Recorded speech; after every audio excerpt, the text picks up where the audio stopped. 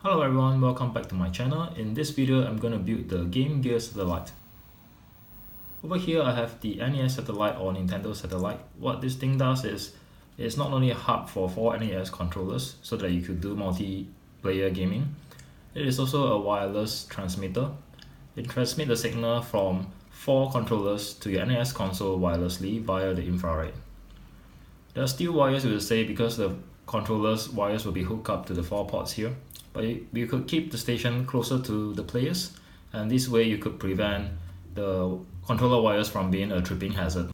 For the GameGear Satellite, it will not be transmitting the controller signal. It will be transmitting the video from the Game Gear to a retro television set, such as this Citizen Pocket TV which I have. Of course, you could use the satellite to transmit the video to cooler television sets like the black and white 4-inch or the color 5-inch mini CRT TVs. For the wireless transmission of video, you need one of these. This is a UHF TV transmitter, and basically it does the transmission by sending the video over the UHF frequency, which should be received by most analog TVs. There are 2 versions. Mine here is a PAL version, so if you're living in the US, you need to get the NTSC version so that the NTSC analog TVs that you have in the States are able to receive the signal properly. Now, if you're wondering how to get the video signal out from the Game Gear, I've already done that. Basically, I have the MacWheel kit installed. That kit replaces the display with a modern TFT screen, which is really good. And at the same time, it allows VGA output. And because it's the VGA output, you need one of these mini Vga to AV converter. Now let's get started.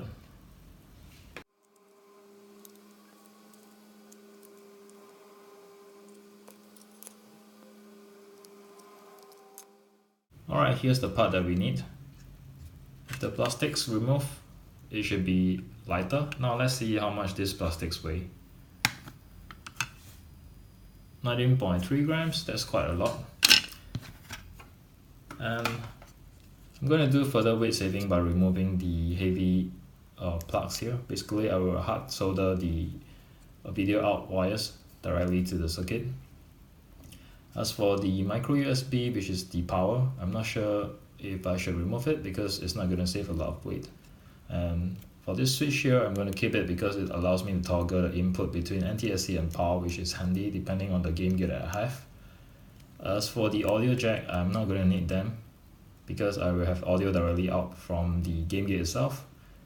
And for this VGA socket, is going to be a problem because the socket on my Game Gear is also female. So I'm going to change this to a male connector so that I could hook up the circuit directly to the Game Gear, like so.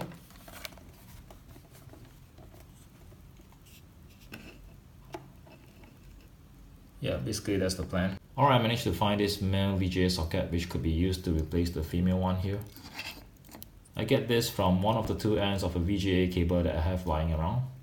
There are so many colored wires, so I need to figure out which wire goes to which one of these pins here. These are very tiny solder joints, as you can see, so I need my electronic suction desoldering iron.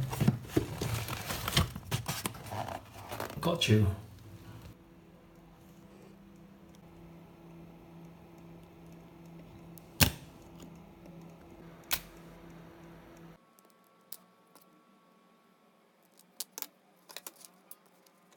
After some plying with the tweezer carefully, I managed to remove the female VGA socket.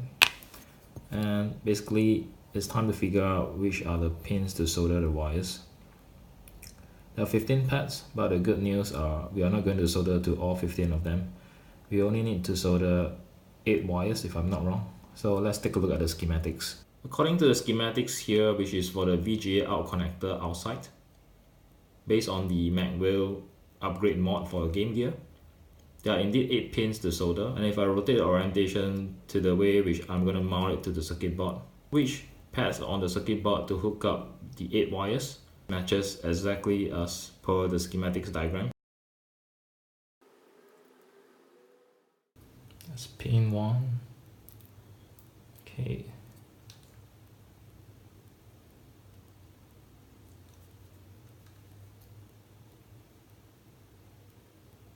not this.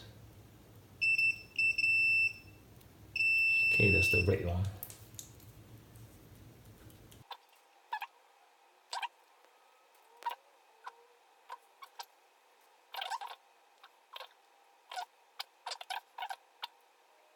By testing the continuity of the 8 pins here to the wires, now I know which colored wires are required to be soldered to the 8 pads here, and I made a list of the colors here. Now that we have the replacement VGA port installed and the 3 RCA ports removed, it's time to solder the black and yellow wires from the transmitter to the AV in. I'm thinning the wires first.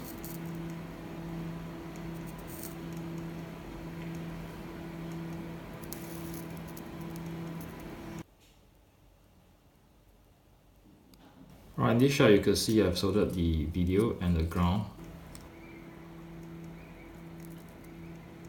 The red wire has been soldered to the other leg of the capacitor, and basically there's a PCB trace that goes to the USB 5 volts in. So from there we could supply our 5 volts to the TV transmitter. Alright, the electronic part is complete at last, and here I have some 3D printed parts. Let's see if it will fit into the case nicely. Yep, it fits very nicely.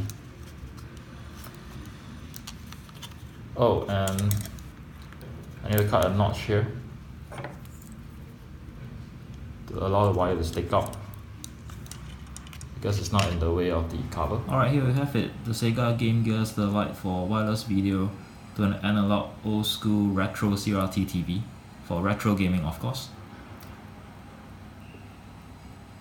Here you can set NTSC or PAL depending on the TV that you have, and this is the input for USB 5 volts. So let's plug in the 5 volts, and the other end is just a DC plug, but I have a 5 volts regulator, so that allows me to hook it up to more than 5 volts, like 12 volts, such as the DC input for the Game Gear, which is 10 volts. So I can just hook it up to here. 5 volts coming out from the regulator here, 10 volts to 5 volts.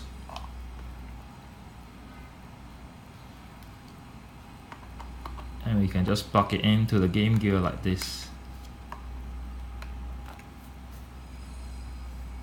Yep.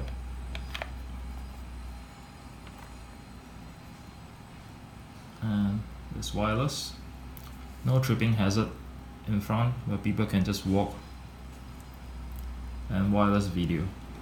Let's power it on.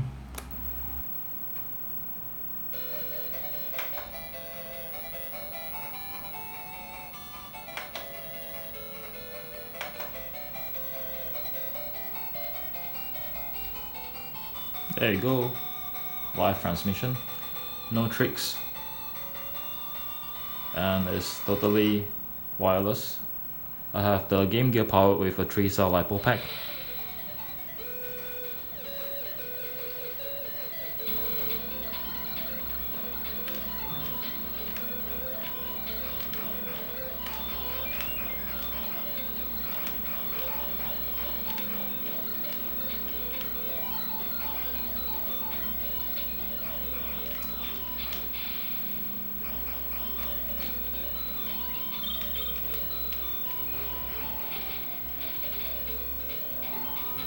Alright, that's all I have for this video. I hope you enjoyed it, and thank you for watching. See you again.